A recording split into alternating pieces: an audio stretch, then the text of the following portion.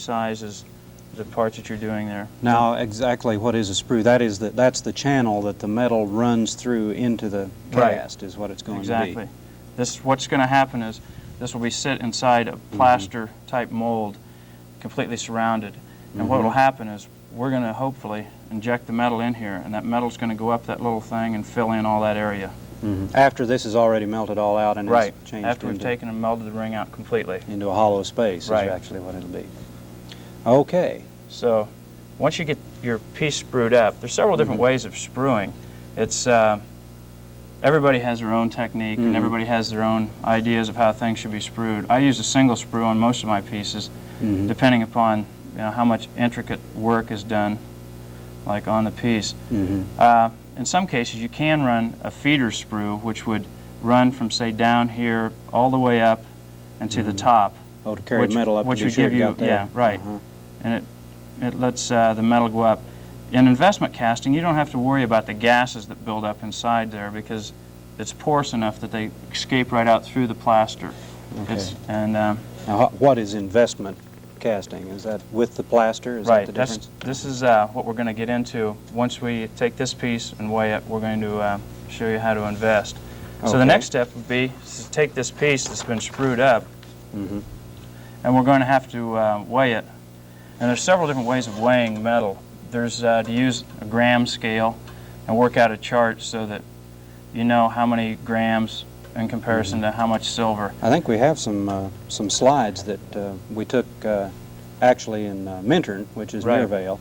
Yes, and that's the scale that you use there. Right. Is that right? It's almost the same thing a lot of ceramists use for weighing out their glaze formulas, and we use it to weigh our waxes so that we don't have any waste of metal. Because each time you melt your metal down, it breaks down just a little bit, and we try to keep it up as much as possible. The method I'm going to show today is called water displacement, which anybody can actually do. So this is a different way of weighing than you actually do most of the time because you didn't bring all the scales. I didn't bring the scale and everything, but you can achieve it the same way. What you do is you take a graduated cylinder, similar to this. You can buy it at any chemical place or get it from any of the supply houses. And what you try to do is try to get a little fuller than that. Okay. We'll set it on here so maybe they can see. The point of this is to try to get the two to match up here in volume. But you always should do it with your sprue on. You shouldn't weigh your ring and then put the sprue on because you have to take into account for that metal. And the next thing we do is we take a wire and we're going to try to put this down inside. I hope this thing is clear enough that we can see it. And you completely put it down in there. You don't let it float. That way you get all the volume. And what we do is we read across here, and you can see how much the metal is, or how much the water has come up.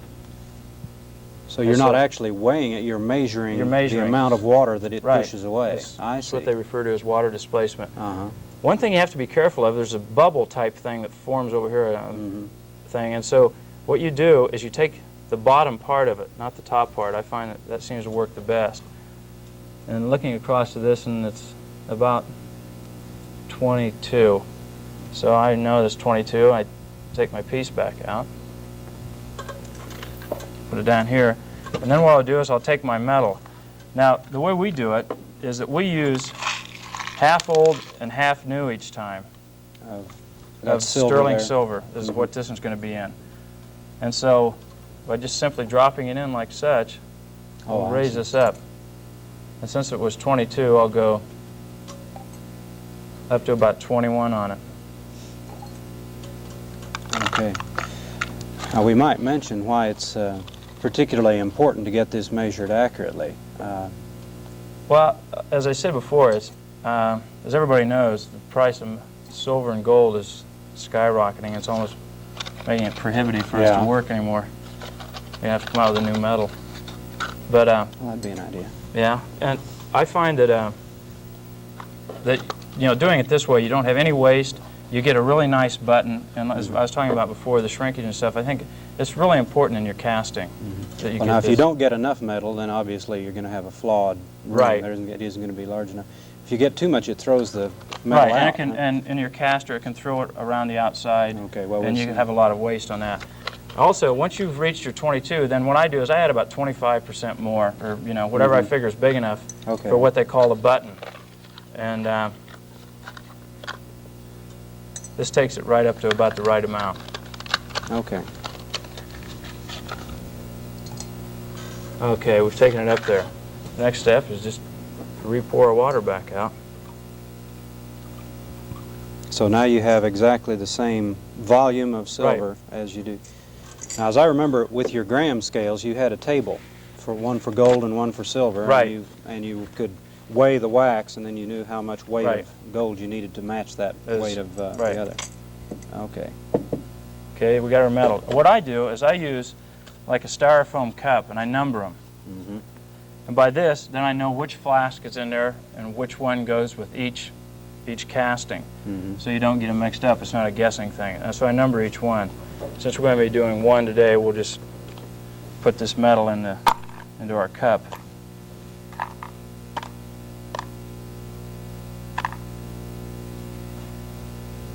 Okay, you set that over there by the caster. Yeah. Okay. Now that we've got it weighed out, the next thing we're going to do is what we call the actual investing. Now, this is where we put the plaster-like substance around the outside of the ring. There are all different kinds of flasks, and again, everybody has their own formulas for investing. I'll just go through and kind of show you mine. Now, you can use a lot of different kind of things for flask. You can use a tomato can, anything. I use copper tubing that you can get from a plumber, as it's pretty inexpensive, and you can get it relatively easy. Stainless steel is the best, as it doesn't wear out and it doesn't corrode and rust, and it can take a lot of heat. Okay, so what I do is I'm going to take this block of wood, and I use plastiline clay, as it can be used over and over again. It has kind of an oily base to it, and it never sets up or gets hard. And I build a cone shape here. It's kind of the fun thing of getting to work with clay too. Yeah. It's important that you have a nice a cone shape in here, so that you have a nice funnel for that metal when it's molten to flow right into. That's going to become the funnel that the metal runs Right. through into the cast, I see. Right. Okay.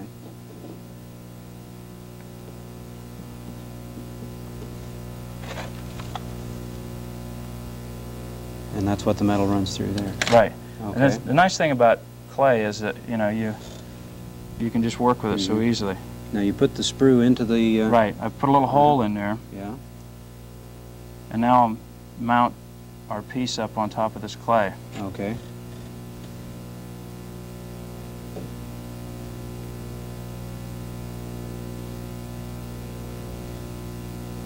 Okay. Next thing we have to do is to put the pipe over. Now it's important when you get this over here that you don't have it too close to the edge or too close to the top. Mm-hmm. You should have at least, to be safe, it's always good to have it over 1/4 of an inch all the way around. You can get away with it sometimes, but I find that keeping as far apart as you can is the best policy. And it is possible to sprue more than one piece. Like we could take and put 2 rings in here. I mean, this ring could be set just right off of here. We could cast more than one piece at a time. Again, we'd have to go back. As long as the sprue was connected through. We'd have to go back and weigh so that we knew how much metal we needed for each, but we'll just do one this time. Okay, so our next step is to take this piece and get it centered so that the ring is right in the center, so you got the most direct shot in there, direct flow of the metal. Okay. Okay, just take a little bit more of this clay. I think we have a slide of that sprue Right. up. Go ahead and do that, and we'll get the slide on, and we can mention it then when it shows.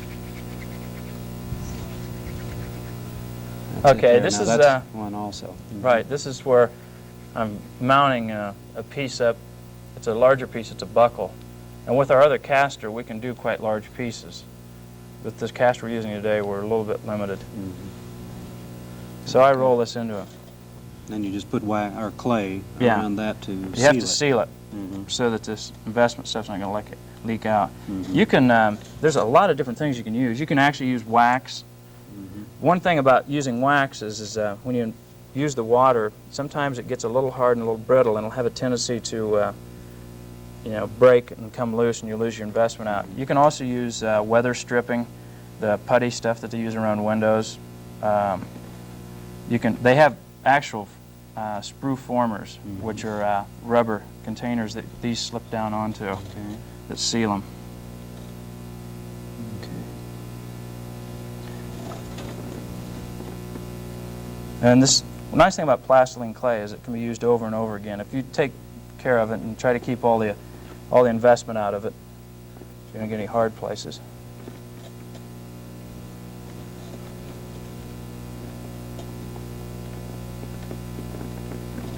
Plus, I like the feel of it. Yeah.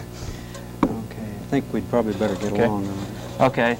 Once you get it like this, it's good to hold it up, look around, see if you see any air or any light coming through and Mhm. whatever. Okay, the next step is what we're going to do is we're going to mix up the investment. This is the plaster-like substance that we're going to put around the outside. Okay. And as I said earlier, everybody has their own formula.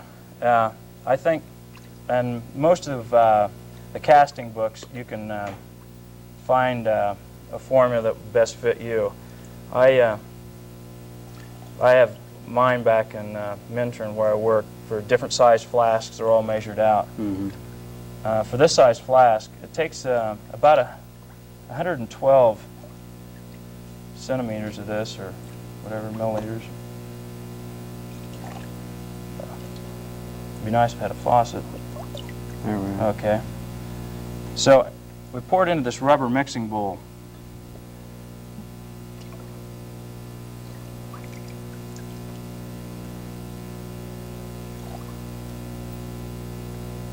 And I find that it works out much better if we take and add the plaster to the water.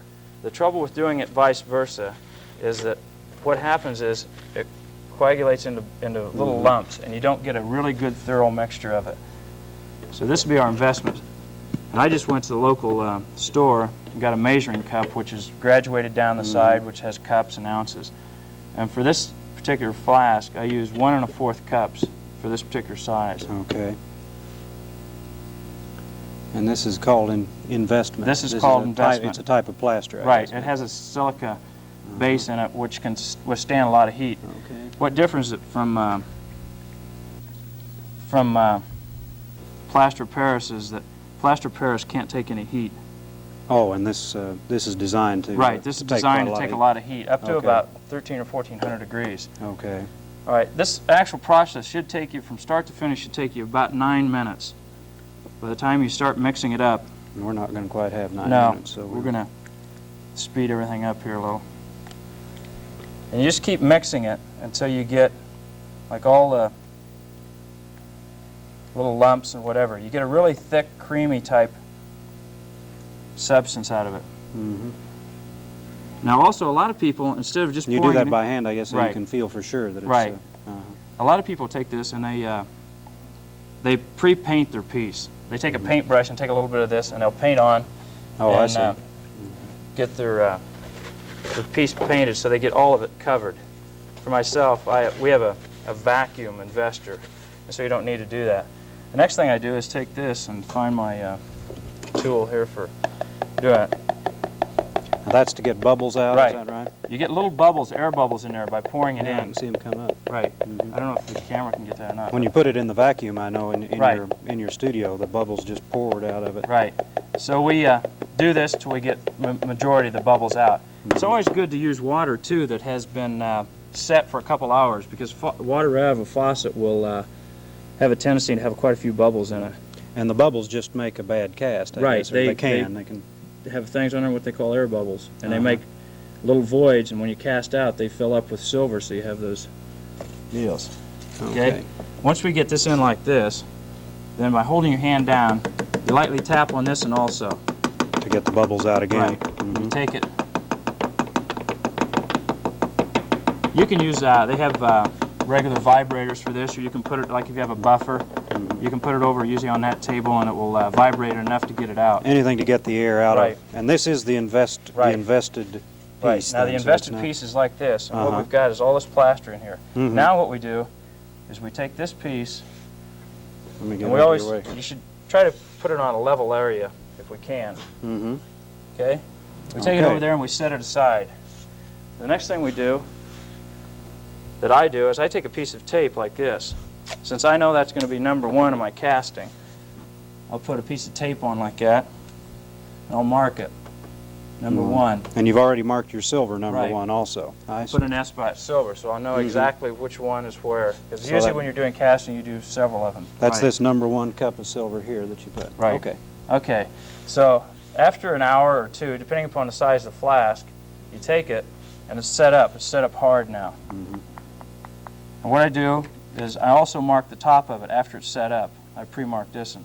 Mm-hmm. I just mark in the top of it with a lead pencil. That way the lead doesn't burn away the graphite there and you can see it. So then we pull it apart. Oh, We take all this save the clay. okay.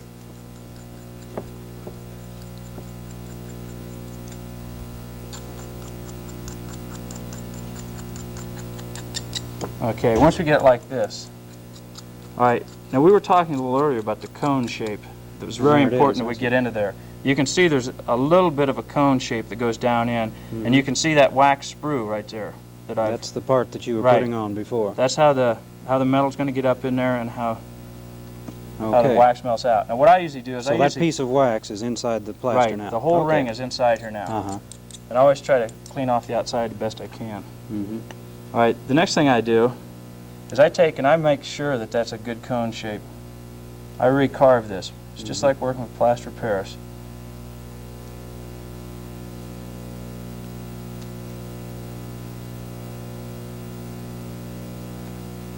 And I carve the shape out to where it's pretty nice and smooth, so that there's no turbulence or anything will be caused by the metal going in. Because when the metal goes in, it's liquid. And any time you get turbulence in there, it can cause to break down your piece or whatever. Okay, so we get it to this shape, we get a nice cone shape. The next thing would be is to put it in the kiln over here. Okay, this is your kiln here. Right. This will be our kiln. Since we didn't have time enough to do this right on the show, I've already put a piece inside there, and it's burned out, hopefully. How long has it been in there? It's been in there a little over an hour. Okay. And a small flask like this, you can burn out in an hour. I like to burn them out in like overnight, 24 hours if I can. You What's get the it really- temperature? You should take it up to about 1,200 degrees. Okay. Yeah, if you go over that, it starts breaking down. And now this actually burns up the wax. It doesn't Right. melt and run out. Yeah.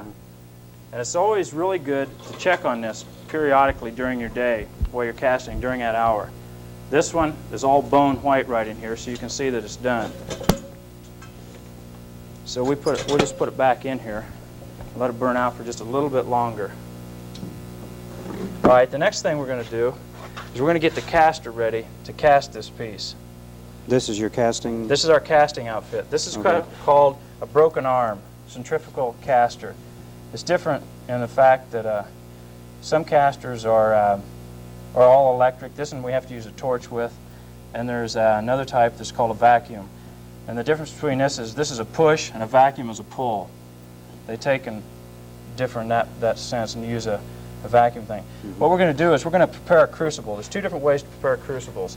One of them is to take asbestos, put an asbestos liner in it. Mm-hmm. We can just take a piece like this, and you wet it. Just get it wet. And then what we do is we come over here, and we lay it around the inside. Mm-hmm. And you can put an asbestos liner in like this. I see. Uh-huh. And what this does is it protects the crucible. You don't pick up any of the parts of this fired crucible. Now the way I do it is I use a borax solution on mine, and I coat it. And you get Just paint borax on it. Well, you take a little bit of just regular borax see. right out of a grocery store, Mm-hmm. and you put it in here and you heat it up. I think we might have time enough to quickly show them. Okay, you're getting them.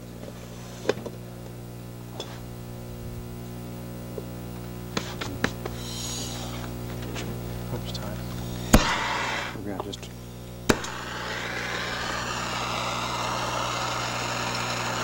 What I do is And then you just melt the borax. right. You just take. You can see it coming off here. It does that in the beginning until it starts to set up. Okay. And then this will just go right down into a glazed form inside there. Mm-hmm. You So can then see you it have the starting to melted ball up. borax on there. Okay. Right.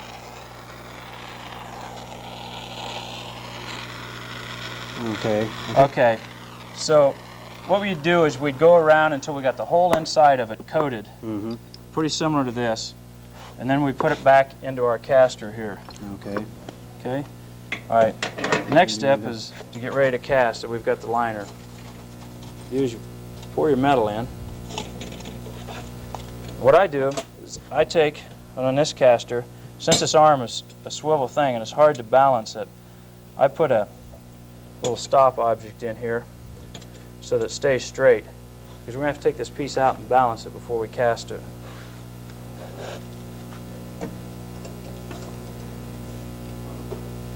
Okay, once again we take it out, check it. It's bone white.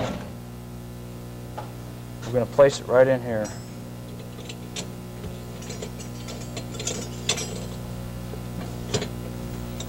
You always look to see this lined up pretty well. You have the right sling in there. The next step is to take this piece and to balance it. You can see that this pivots on this center post. If it stays on both sides pretty easy, it means it's balanced. Okay. Okay, next, take a little piece out and we wind it. This is a spring-loaded. It has a spring in there, Right. and then that'll This is turn what around. causes your thing. It's got a little lock bar here that you pull up and set in place.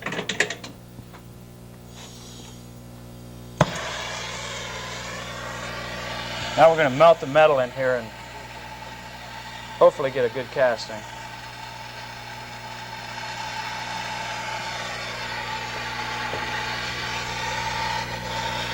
As I say, there's several different types of casters, and I think we have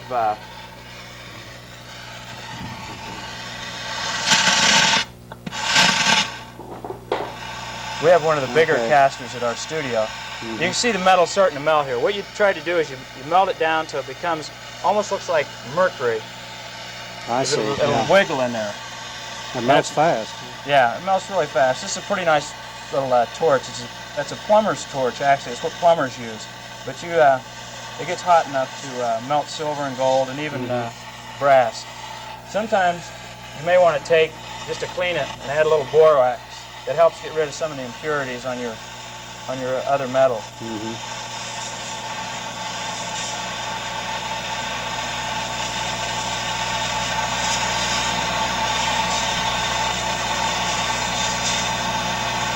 As you can see, it's just about melted. Once it Yeah, gets it's down just a to little this stage, puddle of molten silver there. by taking Mhm. the torch away, you saw that there's little particles and stuff on the top there. If you take them away, they all go to the side. Plus Which is what you want to get rid of all right, those you want to impurities. get rid of it. Uh-huh. Okay. Next thing we're going to do is hopefully Let it go and this thing go. throw the silver in. And that throws the silver into the Right. mold.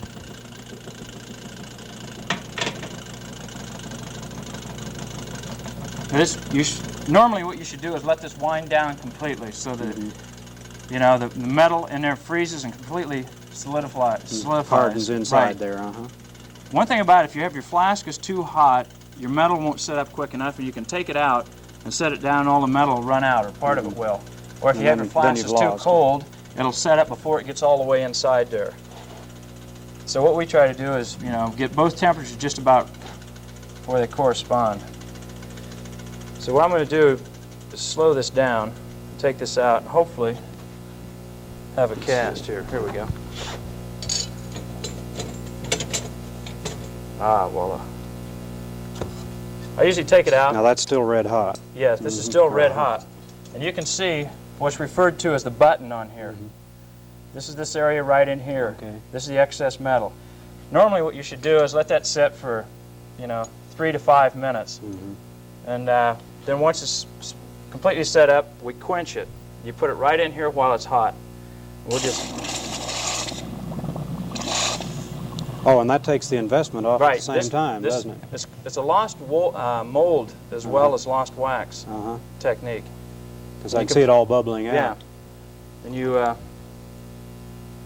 your ring. And that's the ring. Right. That's beautiful. Still warm, too. Yeah. What you do is just take a toothbrush and quickly clean it up. Okay. And you have your piece. This is Okay. just Now, like Jim, the we've piece you got did. just exactly a minute, so if you'll come over, Okay. you're going to cut that off. Yep. And then after you've done that, you polish it so that it becomes like these rings. We'll probably Right. get a shot of those at the end. Okay. And I guess, yeah, now one other thing, you said you pickled it, so Right. you put What it I in usually acid. do before I cut this off is, Yeah. is I take Put it in heat acid up and clean put it up. in an acid solution. It'll turn it completely white. It'll get rid of all this black that we see Okay. on here. So, Okay, well, I'd like to thank you very much, Jim Cotter, and if you'll go ahead with your work there, we'll Okay. wind up. And Jim Cotter from Vail, Colorado, and we're happy to have had him here to show us the whole process of casting jewelry. We'll see you next week.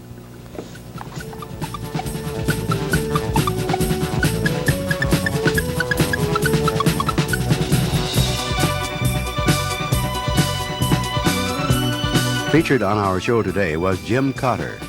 Your host has been Dan Blanchard, Executive Director of the American Institute of Discussion.